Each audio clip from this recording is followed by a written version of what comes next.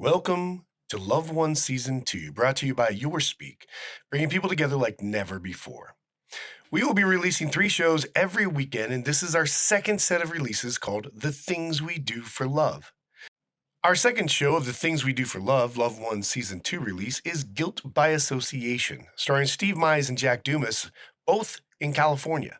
Directed by Kingsley, produced by Joe Swenson, and Soundscape engineered by Bob Sawyer, all 3 of Maine. Guilt by Association is written by Donald Baker.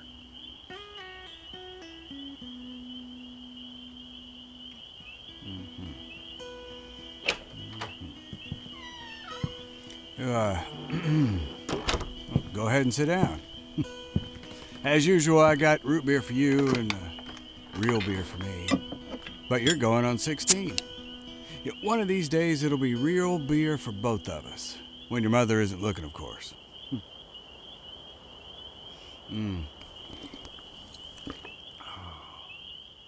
There's nothing like a cold beer on a warm night. I promised Topher I'd call him tonight. That can wait, can't it? Couple of things I need to talk to you about. I guess. Your call to Topher is going to have to wait anyway. Mother's on the phone with her sister, and sounded like they were just getting wound up. Damn. Watch your language. I heard enough 4-letter words in the Army. I don't need to hear them in my own house. And I better never hear you say them in front of your mother. You understand? Yes, sir. Sorry.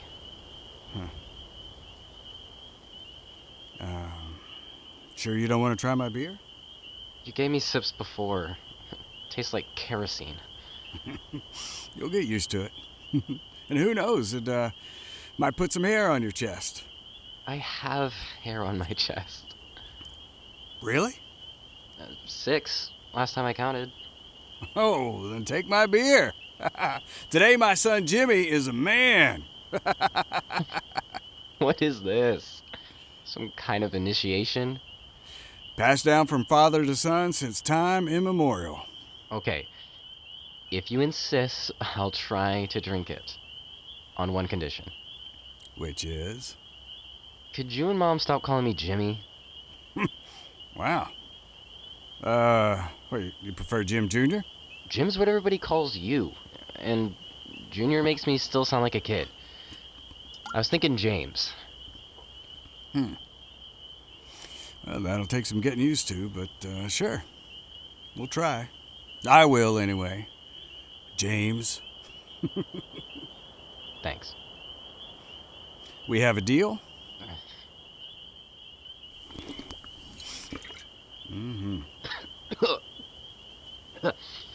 Yep. Pure kerosene. You think Mom's off the phone yet? Oh, you gotta be kidding. They'll be in there yakking for at least an hour. Yeah. Darn. That's better. Yeah, it was nice getting to spend some time with you tonight. Yeah. My dad and I used to do the same thing. Every September after the new car models came out. Yep. You told me. Just like you told me last year. And the year before that. After supper, we'd walk around from dealership to dealership, looking through the showroom windows, comparing the new designs and the latest colors. Not that it made any difference.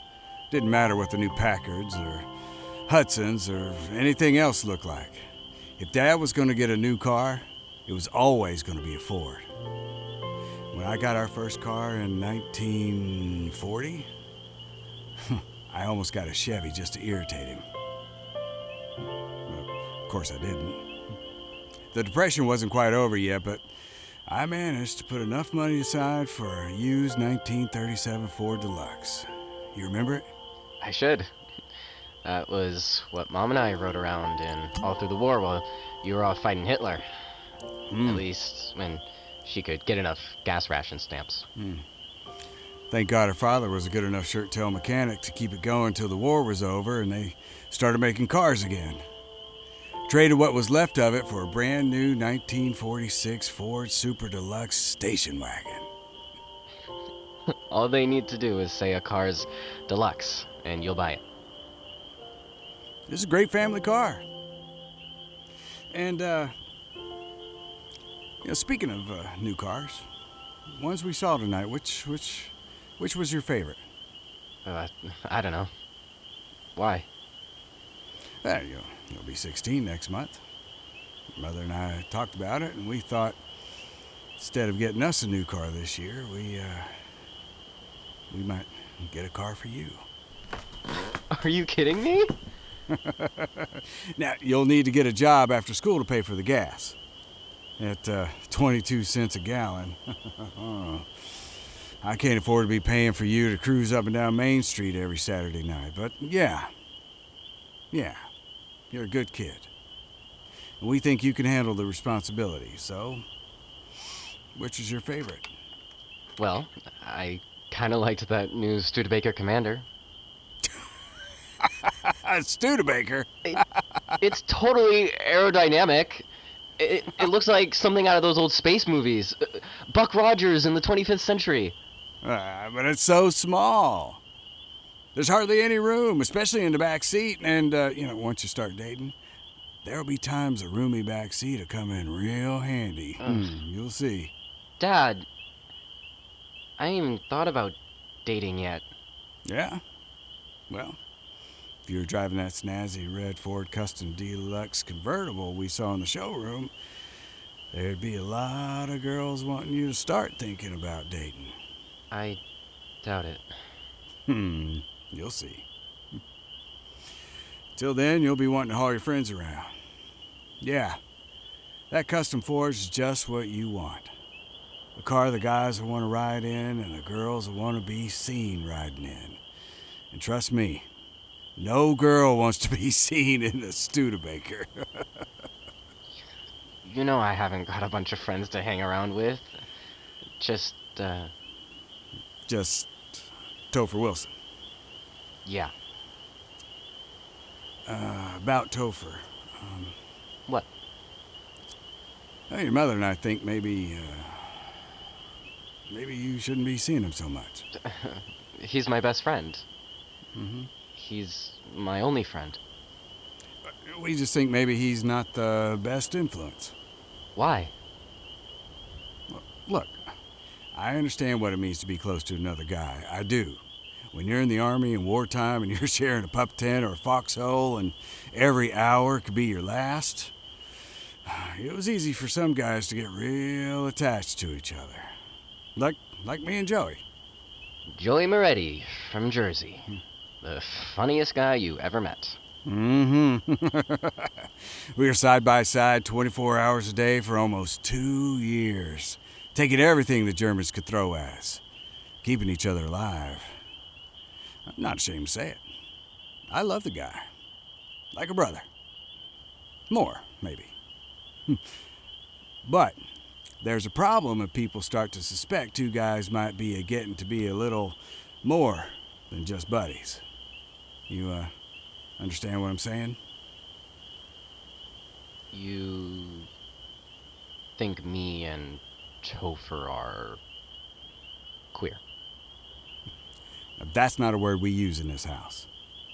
How about fairy or pansy or Stop with the locker room language. That's not how you were raised. locker room language? It's also hallway language and cafeteria language and restroom language, everywhere in school language. You can't escape it. That doesn't mean you have to use it. Ugh. But yeah, we think Topher might be that way. I mean, look at how he stands and walks and waves his hands all over the place when he's talking. And the way he sits. Your mother and I are just concerned that if you're with him all the time, people might start to wonder about you. You know, guilt by association. Topher's been my friend since kindergarten. And right now, he needs somebody willing to be his friend. Everybody at school thinks like you do, that he's that way. Is he? Even if he is, he doesn't do anything to deserve getting beat up on a regular basis. He's scared to even go to the bathroom by himself.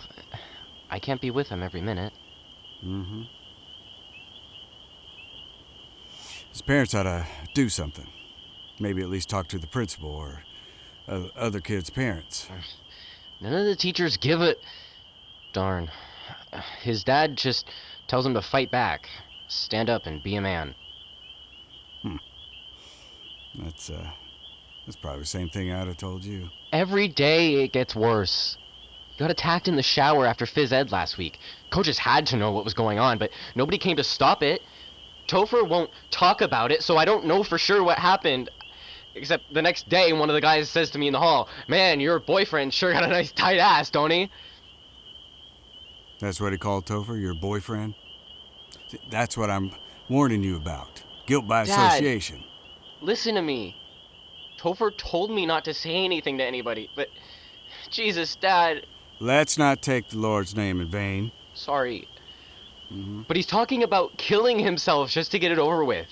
I spent 2 hours yesterday trying to talk him out of it, and you know what? I don't know if I succeeded. All right. Well, let's think about this. Even if he said not to, shouldn't you say something to his folks? Tell them what's going on? They aren't gonna talk to me. You and Mom think Topher's a bad influence? Well, his parents think I'm the bad influence. Huh. Yeah. I told him I'd call him tonight. I just hope to God he answers the phone.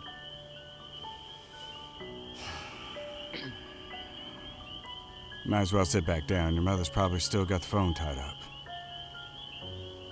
Damn it, Dad. Sorry, but... You know who Topher reminds me of? Who? Russell Simpkins.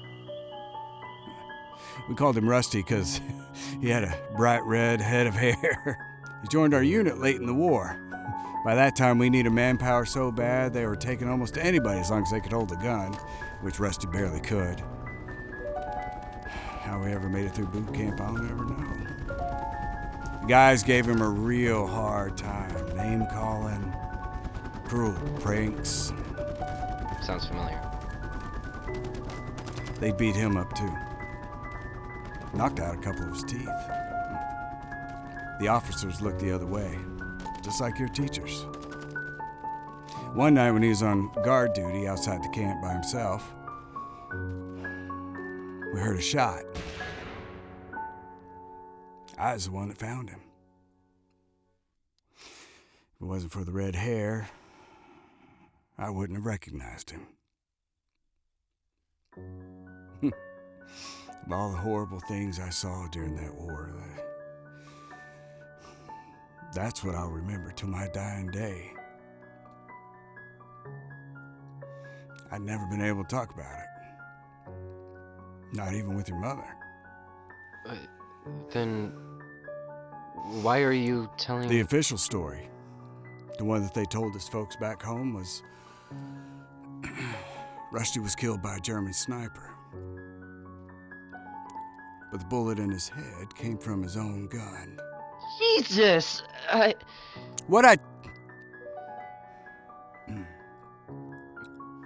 Thing is, Rusty wasn't just some guy in my unit. He was my tent mate after Joey got himself wounded and evacuated to a military hospital. Joey knocked me away from a live grenade. He saved my life. But he lost one of his legs when it went off. I was devastated. I'm so sorry. I don't know what else to say. So, with Joey gone, the other half of my tent was the only space available when Rusty got assigned to us. It's amazing how different two people could be. Joey wore his heart on his sleeve, so I always knew what he was feeling. Rusty hardly ever said a word. He was going through hell, and not just the same hell we were all going through.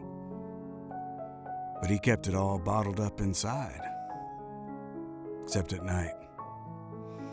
Sometimes I could hear him crying in the dark. I wanted to do something to help, but I was too scared. If I tried too hard to protect him, other guys might have started to wonder about me. Whether I was taking advantage of having a guy like him sleeping next to me. No, that's horrible. I was too much of a coward. So I stood by while the rest of them went at him till he broke.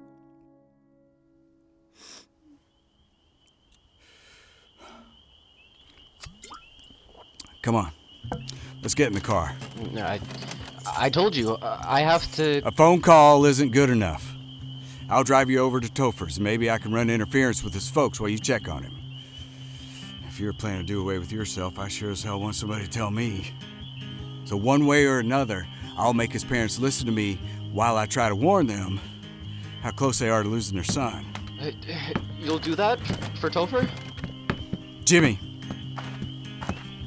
James. You're my son.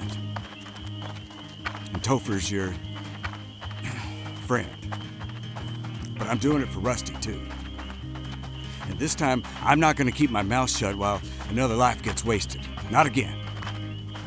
And I don't know if I can make a difference, but I'll try.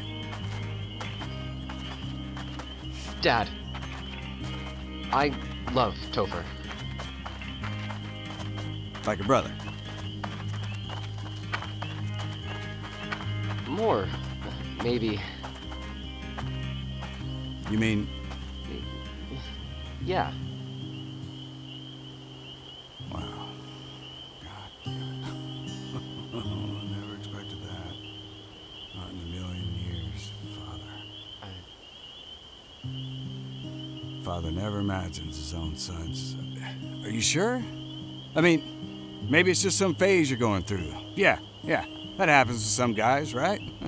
Do a little experimenting when they're young, and then the right girl comes along, and everything gets back to Normal? yeah, normal. So, let's just wait and see how it plays out. Meanwhile, don't say anything to your mother. I don't know what her reaction might be. Yes, you do. So I'd rather put off that conversation as long as humanly possible. But maybe sometime when both of us are ready, maybe you and I can talk some more, see what our options are. What options? I don't know, okay? We need to figure that out. Maybe we can talk over a couple beers. Man to man? Maybe a whole six-pack, but yeah, man to man. Now come on. Right now, Topher needs you. You know, Rusty might still be alive if somebody ever showed him they cared if he lived or died. So you tell Topher how you feel about him, if he doesn't know it already. You mean tell him I love him? Just make sure he knows you'll always have his back. And, give him something to look forward to. Maybe, tell him how much fun you're both gonna have riding around your brand new deluxe Studebaker.